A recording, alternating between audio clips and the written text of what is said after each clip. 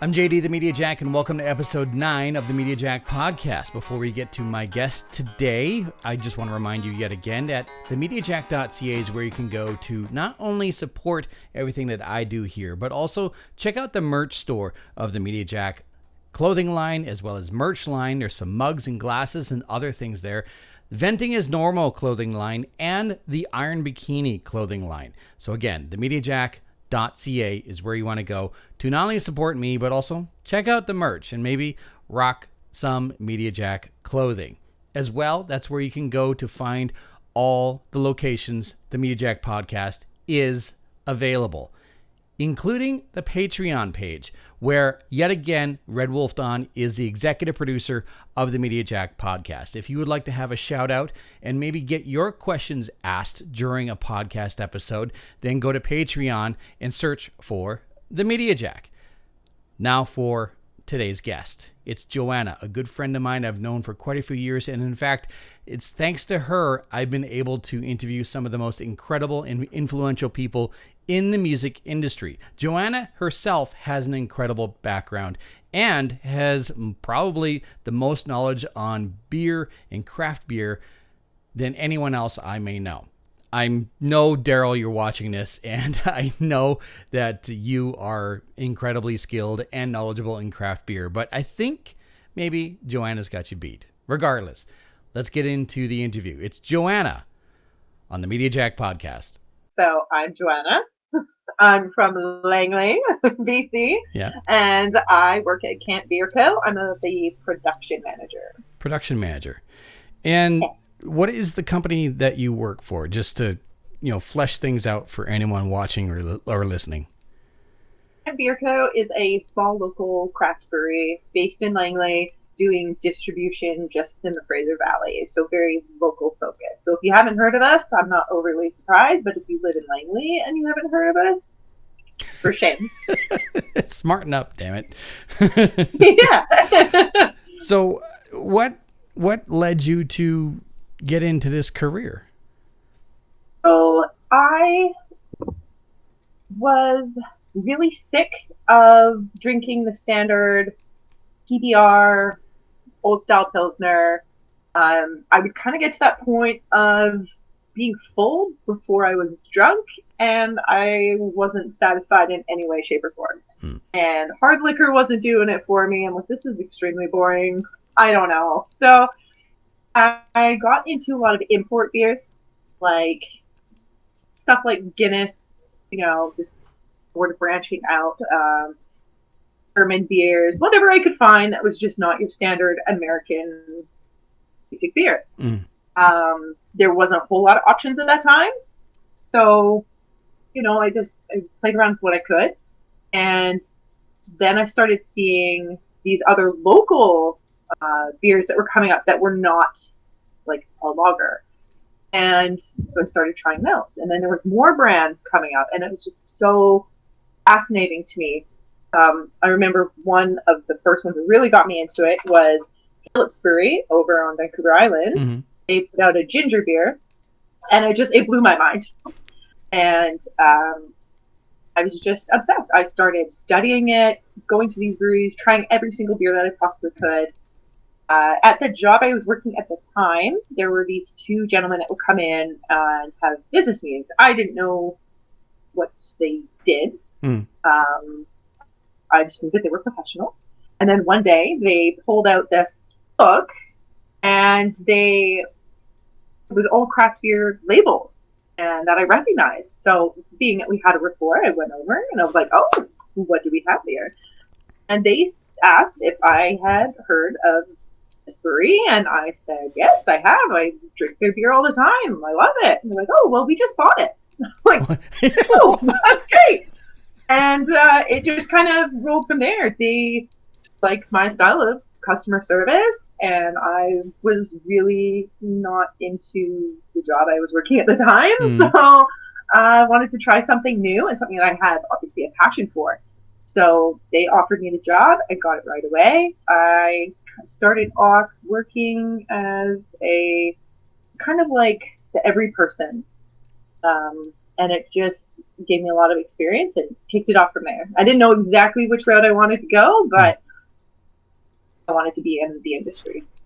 I mean, quite frankly, like, what grown adult doesn't want to be in an industry where you're consuming something or you're learning about something that, I mean, millions upon millions of people enjoy on a daily basis, and then you finding that there's more options out there. Like, I'm horrible when it comes to guessing people's ages, but from prior history, I think you're around the same age as me because your ex-husband and I are the same age. So like when you and I were growing up, there wasn't that many options, and dare I say, the beer was piss water. It was pretty much the same. It was all across the board the same. Yes, exactly. That's what it seemed like to me. So it was very hard to find something just different. Yeah. So it was that curiosity and that desire to find something that was satisfying and didn't just necessarily fill you up before you were able to get, where you wanted to be, was just, inebriated in a healthy way type thing.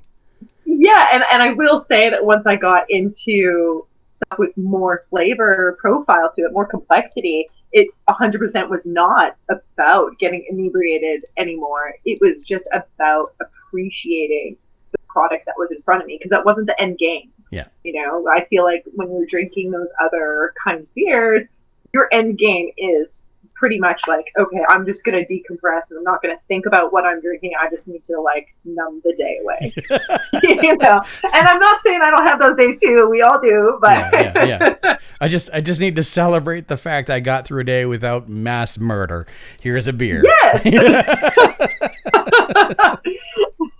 No. And then when you're in the industry, you get a little bit for free too. So that helps you get through the workday. So at what point in time in your career did you see that, this could actually be my way of life? I would say pretty early on. I'm going to say within the first week.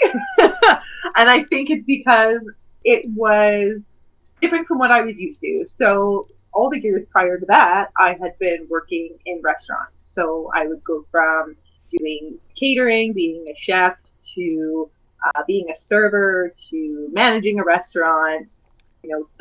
That's what I knew. That's what I enjoyed. But when I walked into the brewery for the first time and I put on, Carhartts and steel toes, and you start lugging around a bunch of weight, and it feels good.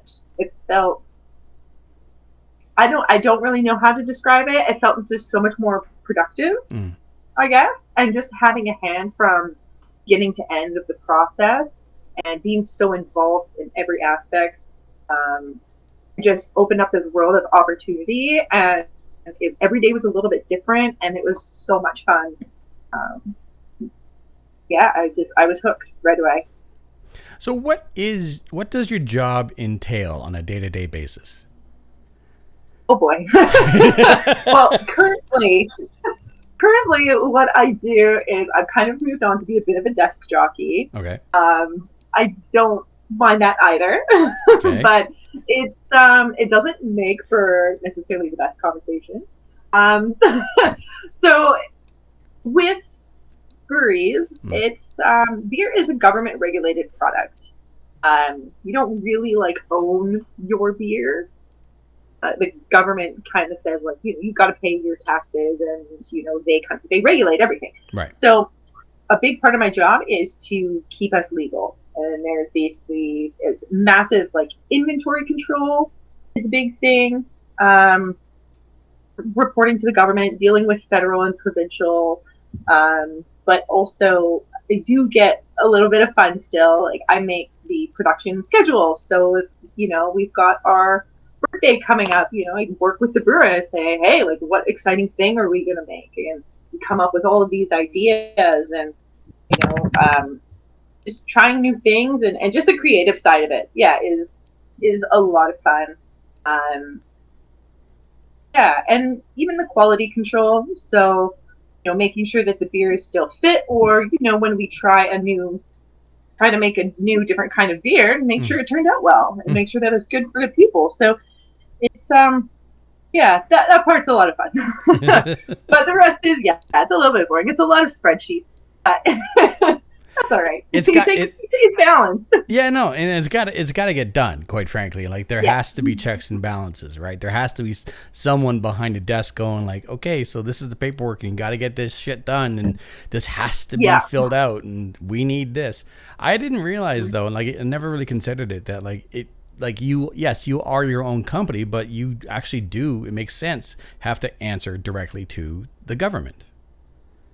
We have to do a self-audit every year. So this is my dog. Adorable. She's very starved for attention. So like, even when you're opening up a brewery and you're all excited, you think, yes, I get to make product, I get to bring it to the people, get all these shiny tanks installed, and you just want to get to brewing. Well, no. Federal government has to come in and they will regulate your tanks for you. So if you say that you're making a certain amount of beer in this tank, like, it better conform to what they say. So I know our brewer had to basically sit on the top of a upside down bucket for 8 hours and just fill up a tank with water. And for every hectoliter, you have to stop it right on the hectoliter mark and mark the tank in front of them. And you had to do that with every tank that basically creates alcohol, like a finished product. Wow. And so, you can't do anything until they say you're good to go. I guess it kind of sort of makes sense, because like, we're talking about something that is essentially a controlled substance, and in the wrong hands or not made correctly could be devastating in multiple ways. Absolutely. I mean, I still think that we're a little bit behind the times with some of our laws, but either way, I think that there's it's something that is really great but can easily be taken advantage of. It's very common, it's very accessible, it is everywhere, so they have to have some form of control over it. I understand. Like, I never considered it before, but I understand now. Absolutely. Does your job take you on the road at all? Like, do you communicate well with other companies and other breweries, or is it complete competition, cutthroat style? Beautiful thing that I love about the craft beer industry is that we're all like one big community. Okay. I don't think there's any other industry that you can get into where everybody helps everybody else so much and try to succeed. It's the way I look at it is that craft beer is an art, right? And so if I like to compare it to like musicians, right? You don't just listen to one song from one band all the time for the rest of your life. You want diversity. You like different sounds, So if you like, one artist is creating one thing and then another artist is creating, music, but it's different. Like, you're not really in massive competition with each other. There's plenty of room to be successful. Right. It is business at the end of the day. You want to be successful, but there's no like cutting each other down. Get there. It's absolutely beautiful. And because navigating government stuff can be, very complicated, we're always talking to each other constantly. I wouldn't say that I get to travel very much for it at this point. But the more festivals we do, the more popularity we gain. We'll get to branch out a little bit more. Like I said, we're very just locally Fraser Valley focused right now. But it's great going out to those events because you do get to connect with all of these other breweries. We do collaboration beers, and we create a recipe together and decide, okay, where are we going to actually brew it? And we put both our brands on it and put it out into the market. And like right now, there's breweries we're talking to over on the East Coast. So, in that respect, like, very cool, very cool. Now, something I'm vaguely aware of is that there is beer competitions. Like you said, conventions and festivals, but there's also beer competitions. Can you Yes. can you explain that to me? Because, like I said, I'm aware. I just don't know what it is. So there is something called the BJCP. So it's the beer judge.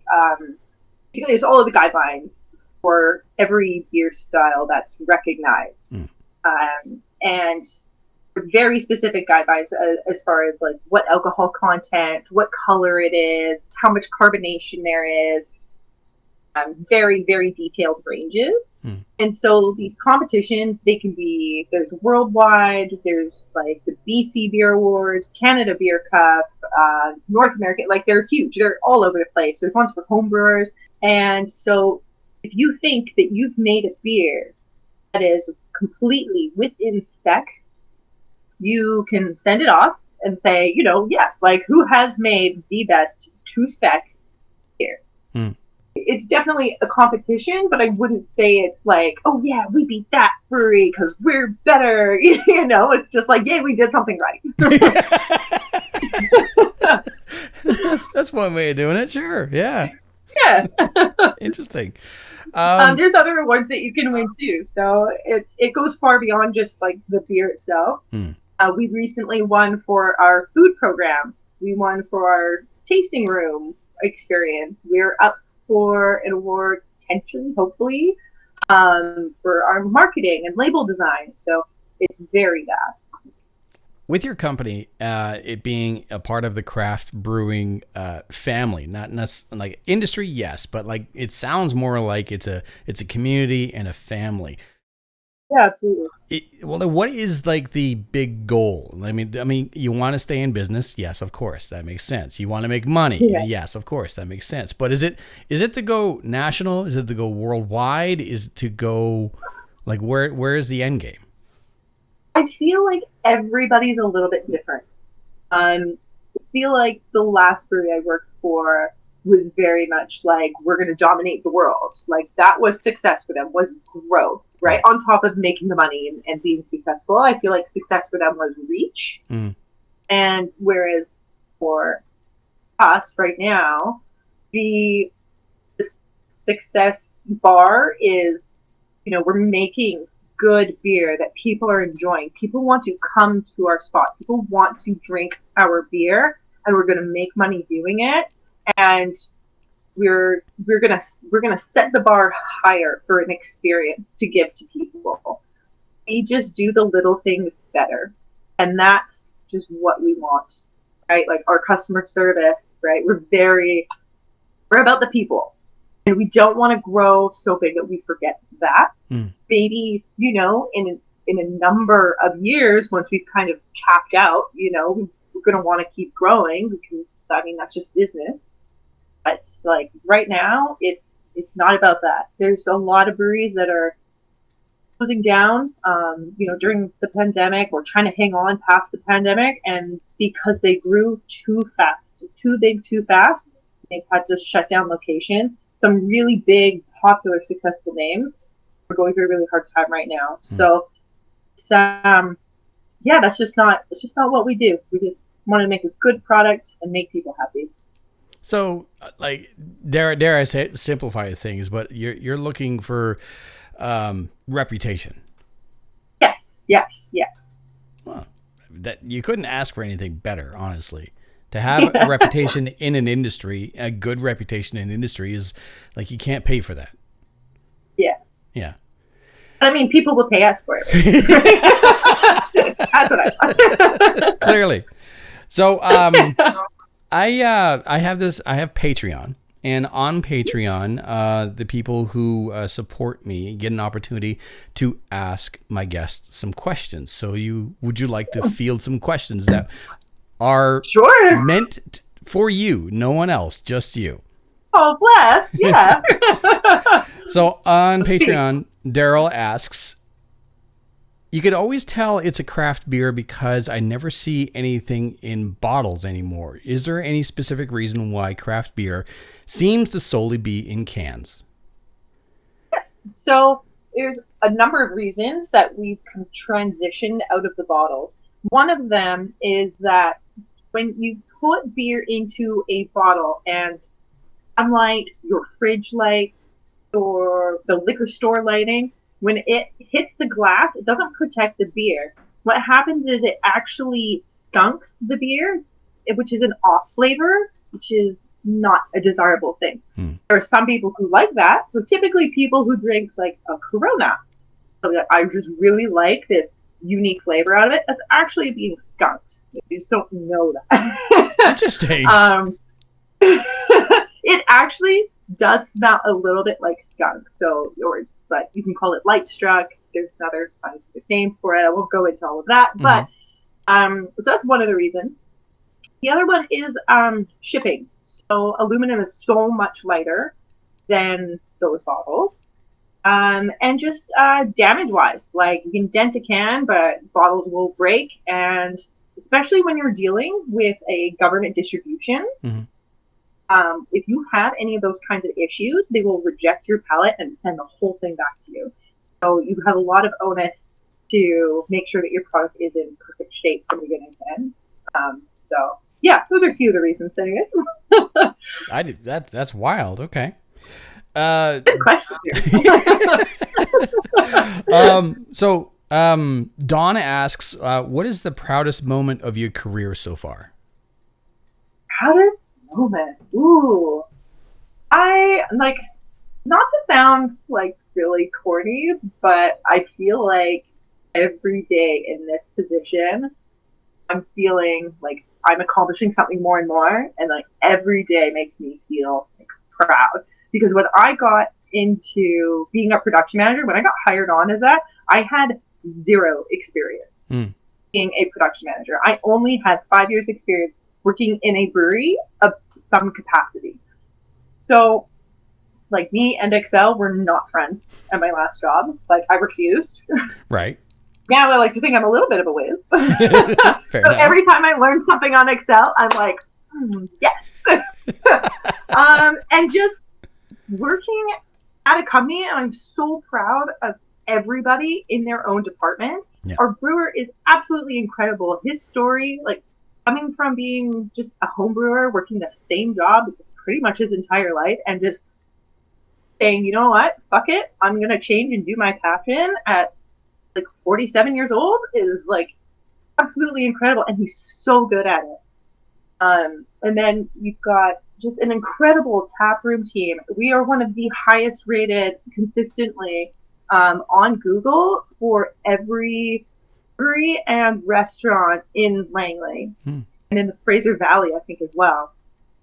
So I'm just like every day that stuff like that happens, I'm so proud. I'm so proud to be a part of this successful company and to get through COVID. Like every single day we got through COVID and the pandemic was just like we had to pivot all the time. Like, I'm just proud of the whole team. So I'm proud that I'm still there every single day. Great answer. You couldn't ask for anything more. Tyler asks, I am a Vancouver native, and one of my favorite craft breweries is in Squamish. They have a tendency of doing beers or naming beers after songs. I love the fact that they have this running theme when it comes to beer and music. What are your thoughts on having themes like this within a company? So I think that themes are great. There's actually a couple breweries that, like in BC, that do this, and they do it very well. And some are very subtle, and some are very not. It runs a fine line to play on pop culture because cease and desist orders exist. So I believe that one of the reasons why that brewery is successful at it is because they churn out something like 50 unique beers a year. So by the time a cease and desist happens, they're like, okay, we're no done. problem, we won't make it anymore. Right? So you have to be a little bit careful. And but I personally love it. I have a collection of cans and bottles that are kind of pop culture referenced. And I think it's great because it does bridge that gap between different kinds of art, right? Like, yeah, I think it's great. If you can pull it off and you're smart about it, oh, hell yeah, do it. That's smart. Off topic and on the topic of music, you have a couple of beautiful instruments behind you. Oh, yeah. Thank you. Yeah, there's a couple of them. Yeah, a couple of them. So, do you play? Are those just are those just decorative? I'm not gonna lie, I haven't played in a while, but they are mine, and they are very well played and very well loved. What are they? Because I know a few guitars, but I don't recognize those. So this one, Yes. this one is my sweet baby. This one is a Jackson Kelly KE3. This one is a BC Rich Virgin Platinum Series. And then just over out of view, I've got my Dean, and I've got a Kramer over there, and I've got definitely a Yamaha that is like, there's something about that tone coming out. I don't know what it is. It's such a cheap guitar, but I live for it. I don't know. There's a couple more kicking around there too. That's awesome. You play rhythm or lead? Luke Colme, Luke Colby. I mean, I don't usually play in front of people, so despite my collection, it's just for me. Oh no, Like, preaching to the choir. Since last you and I have hung out, I have 7 guitars. So yeah. No, so I go totally get it. I've never played in front of anyone other than like a very captive audience. That's it. Perfect. One more question here. Let me just quickly find it. Sarah off of Patreon asks, what do you hope to achieve within the next 10 years? It's a pretty straightforward question, but it is kind of important. So interesting that you say that. Okay. we just sat down and basically did for the company like our whole 10-year like goals.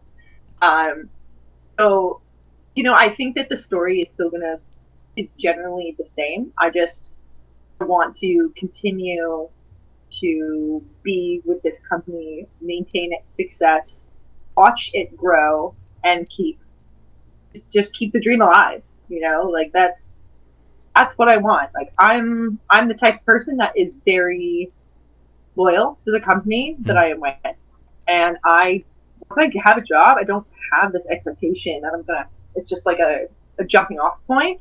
For me, it's like, I'm here, teach me and help me grow with you. And this company has been great with that. So with 10 years, I anticipate being with the same brewery and just the same brewery and just watching all of our dreams come true, watching everything that we plan happen in these next 10 years. Like, stay tuned to camp. Like, Camp Beer Co.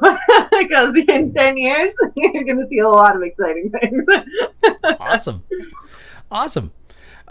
So one more question I want to ask you just as a final follow-up is that if someone wanted to learn about the beer industry, where would they start?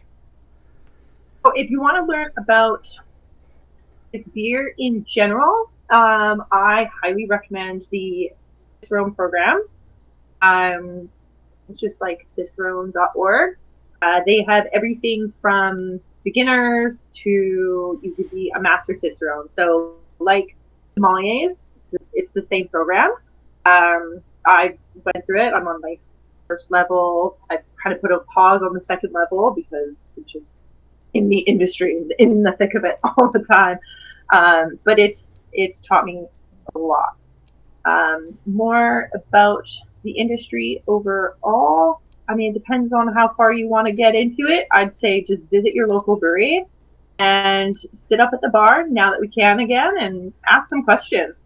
Because that was always my favorite thing to do when I was working. It was just people asking me about the industry, about the beer, and I just want to share the knowledge. And more often than not, the person working behind the bar is going to be able to answer all those questions for you. And I mean, that's what visiting a brewery is all about, is about being a little bit more personal, right? It's different from going to like a bar or a pub. That's what sets us aside. If you were here for a common interest, And they're going to have a lot of information to share with you. And every region is going to be a little bit different as well. So if you want to learn more about your region and how to kind of expand on that knowledge and what to explore, definitely it's a great place to start. Something just dawned on me, and this is something between you and me, and I think this is something you'll appreciate. Once this goes live on YouTube and on audio podcast sites, you realize you are now on the exact same show as Tatiana from Ginger.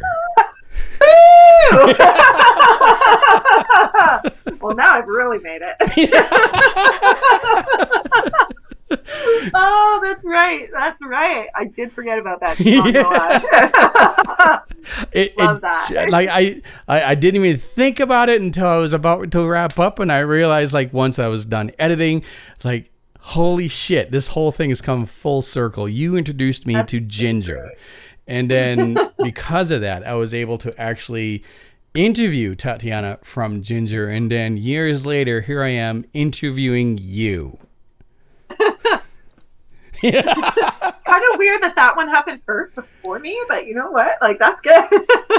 you know what? It's worth the time, right? It's worth the time and investment. All right. So with that being said, everyone is all over social media, of course. Where can people go to find your social media links that you want to promote? Your company and your own, if you want to throw yours out there. You want to see things from like 10 years ago. All right. Nobody wants to see that. So you can follow Camp Beer Co. on Facebook and Instagram at Camp Beer Co. So pretty straightforward, simple. Those two are the big ones for sure. Very, very active on those. So. Did you have fun? Yeah, man. I appreciate your time, Joanna. Oh, thank you. I'm glad we finally got to do it.